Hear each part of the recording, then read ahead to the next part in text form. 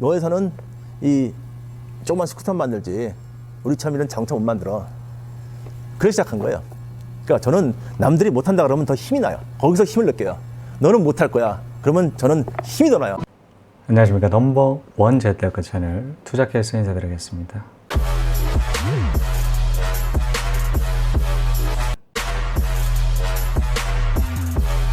자, 오늘의 주제. 왜 많은 유튜버들이 서울 폭락은 없다, 앞으로 계속 올라갈 수밖에 없다, 그렇게 말하는 실질적인 이유입니다. 시작하겠습니다. 저는 온리 몰입합니다.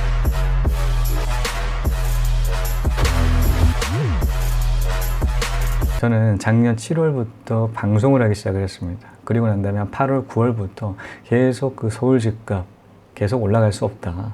자, 올라가는 모멘텀보다 하락하는 그 시그널이 굉장히 많다. 라는 그 이유를 이 금리적인 측면이라든가 규제책이라든가 그 선행 그런 사례, 미국, 일본 사례 등등 여러 사례를 들면서 앞으로의 그 서울 집값 예측한 적이 있었죠. 사실 그 예측했던 그 당시까지만 하더라도 전혀 누구도 많은 사람들이 이해를 못하는 분위기였어요. 왜냐하면 이때까지 2014년부터 오르기 시작했던 서울 집값이 있었기 때문에 그 근거로서 작용을 해서 앞으로 더 올라가지 뭔 소리 하냐라는 그런 얘기들을 정말 많이 들었었어요. 자, 그런데 지금은 어떤가요? 자, 지금 뉴스 틀기 무섭습니다, 요즘에. 뉴스 튼다라고 하게 되면 서울 집값 연이어 15주 이상 계속 떨어지고 있다. 미분양까지 속출을 하고 있으며 깡통 주택 얘기를 하고 있어요. 자, 실제로 그 뉴스 여러분들도 많이 접하시지 않겠습니까? 그 정도로 굉장히 이제 올라갔던 그 타이밍은 이제 벌써 턴어라운드가 됐고 이제 급락 지점에 있다. 저는 그렇게 생각을 하고 있어요. 더 이제 떨어질 것 같다. 왜냐하면 심리적으로 이중악재 부분에 해당되는 부분 남았기 때문이죠. 자, 공시지가 발표가 나고 자, 6월 1일자에 해당되는 보유분에 대해서 재산세, 그 종합부동산세 측정이 됩니다. 자, 그런데 공시지가 선반영한다라는 부분이 급등 지역 위주로 해서 선반영시킨다고 했어요. 자, 서울 중심 위주로 해서 선반영된다라는 거죠. 그런 것만큼 재산세, 종합부동산세 급증할 수밖에 없다. 자, 지금 내려가는 그 집값들을 보고 있는 상태에서 자, 이런 부담감까지 가중된다라고 하게 되면 심리, 굉장히 매도 심리로 몰릴 수밖에 없겠죠. 자, 심리적으로 요동칠 수밖에 없는 그런 상황일 때 폭락은 항상 일어났습니다. 자, 그렇다면 폭락은 어떤 기준을 가지고 있어요? 몇 퍼센트를 얘기를 할까요? 사실 주식만 본다고 하면 주가를 얘기를 하거든요. 그럼 5% 떨어지게 되면 폭락 얘기를 해요.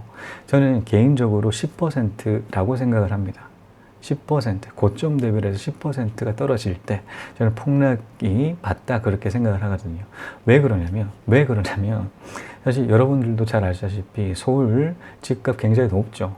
자, 대도시인 것만큼 집값은 높습니다. 높은 것만큼 자, 월세 수익률이 떨어지죠. 그래서 대부분 갭 투자합니다.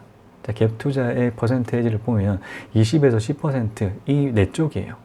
근데 집값이 10%가 떨어진다. 그럼 투자금 대비를 해서 10% 해당되는 그 갭을 보고 투자를 했는데 10% 떨어진다. 라면 투자금 제로예요. 투자금 제로입니다. 자, 주가로 친다라고 하게 되면 100%가 내려간 거와 마찬가지다라는 것이죠. 자, 그런 측면에서 접근하셔야 돼요. 투자금 대비해서 손해율이 그만큼 집값은 5%밖에 안 떨어졌다고 하더라도 실제 투자금 대비해서는 50%, 60% 떨어질 수가 있다라는 측면이기 때문이죠. 자, 그럼에도 불구하고 자, 많은 유튜버 분들께서는 폭락 없다. 저는 깜짝 놀랐어요. 기사를 읽었는데 자, 본인이 해당되는 유료 사이트 운영하는 그 부분에 투자 심리는 여전히 서울 쪽을 지금 투자를 해야 된다라고 알리고 있다. 본 적이 있습니다. 본인이 운영하는 유료 사이트는 서울 올라간다라고 그렇게 얘기를 하고 있다라는 인터뷰를 하신 거예요. 저는 깜짝 놀랐어요. 지금 연이어 계속 깡통 주택 얘기하고 지금 분양을 한다고 하더라도 서울 같은 경우 분양 안 되고 있는 이 시점인데 본인이 어떤 가중치를 적용했는지 모르는 그 사이트만 믿는다라는 그런 측면이 있죠. 그런데 왜 그들은 이렇게 폭락은 없다, 앞으로 올라간다 그렇게 얘기하고 있을까요? 실질적인 이유는 왜 그럴까요? 자, 그것은 자, 해당되는 그 유튜버 분들이 서울의 집들 보유하고 있기 때문입니다. 본인의 집들이 거기 있어요. 자, 그러면 폭락한다라는 그 심리적인 측면 더 가중할 필요가 있을까요? 올라간다, 괜찮다라는 그런 얘기 하고 싶지 않겠습니까? 본인 집이 실질적으로 타격을 입어요. 집값 떨어지게 되면 이제 계속적으로 전세금 돌려줘야 된단 말이에요. 깡통 주택. 이렇게 발생한단 말이에요. 그런 것만큼 예상치도 못했던 그 투자 자금들이 계속 흘러가게끔 되는데, 그렇게 만들고 싶지 않잖아요. 자, 그런 의미, 본인의 집을 가지고 있기 때문이고요. 자, 두 번째는 믿기 싫기 때문이죠. 자, 계속 연이어서 뉴스까지 이렇게 방송이 된다라는 것은 이 매도 심리 가중시키는 거예요. 자, 올라가는 집값들에 대해서 뉴스에 방영이 되기 때문에 투자 심리 계속 올라갔듯이 이 계속적으로 연일 미분양 발생을 하고 깡통 주택 10% 이상 하락돼 있는 집값들이 많다, 속출하고 있다. 이런 뉴스들은 훨씬 매도세를 더 가중시킵니다. 심리적으로 매도세에 몰리기 때문이죠. 그런 이유로 우리는 이런 해당되는 그 얘기를 한다. 폭락 없다, 올라간다라는 얘기에 굉장히 보수적으로 적용시킬 필요가 있어요. 보수적으로 투자를 하셔야 된다라는 것이. 왜 보수 투자가 중요하냐면 이런 겁니다. 자, 50%를 얻고 50% 얻어요. 50% 잃잖아요. 그러면 자, 50% 얻고 잃으니까 자, 원금 보장된다라고 그렇게 생각하시죠. 그런데 그렇지 않습니다. 자, 예를 들게요. 100만 원에서 50% 잃었다. 그러면 50만 원 됩니다. 자, 그 상태에서 50%를 얻었다라고 하게 되면 얼마가 되나요? 75만 원밖에 안 돼요. 원금 회복 안 된다라는 것이죠. 한 번 잃잖아요. 한 번 잃잖아요. 잃으면 2배의 수익률이 나야 돼요.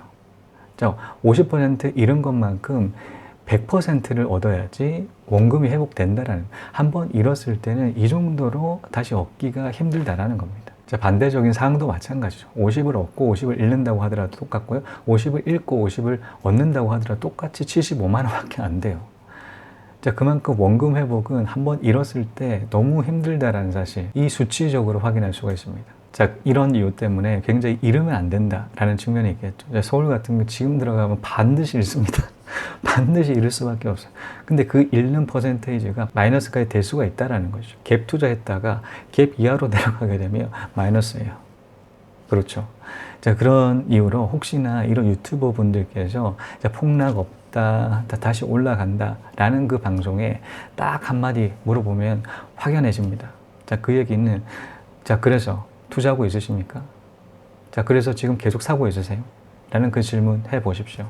대답 못 하실 거예요. 본인 스스로도 지금 환경 같은 경우는 내려갈 거다라는 그 부분이 굉장히 높죠. 확률적으로. 계속 내려가고 있잖아요. 한번 매수세도 올라가기가 힘든데 한번 매도세가 다시 꺾이기는 너무 힘들어요. 자, 그런 부분 너무나 잘 알고 있을 겁니다. 그런 이유에서 이 투자한다라고 하게 되면 이 깡통 주택 발생을 하고 또다시 전세금 환급해줘야 돼. 갭 투자했었을 때. 그렇기 때문에 투자 안 해요. 투자한다라고 얘기하시잖아요. 그러면 그 실제로 진짜 투자하는지 더블 체킹 해 보십시오. 투자 안 하는데도 투자한다라고 얘기하실 수도 있기 때문이죠. 그 정도로 지금은 보수적으로 보셔야 됩니다. 서울 투자 굉장히 보수적으로 보셔야 돼요. 이러면 2배나 수익을 높여야지 원금 회복할 수가 있습니다. 실패란 거 없어요. 그는 자기가 포기하는 거죠. 실패는 아니에요. 항상 길이 있어요. 그 길을 어떤 데는 찾기 힘들었지만 어떤 데는 힘들지만 어떤 데는 그걸 길을 갖다가 새로 만들어가지만 길이 있습니다. 예. 자, 이것으로 자, 부동산 유튜버 왜 폭락은 없고 앞으로 계속 올라갈 수밖에 없다라고 얘기하는 실질적인 이유는 여기까지였습니다. 시청해 주신 여러분 감사합니다. 다음 시간에 또 뵙겠습니다.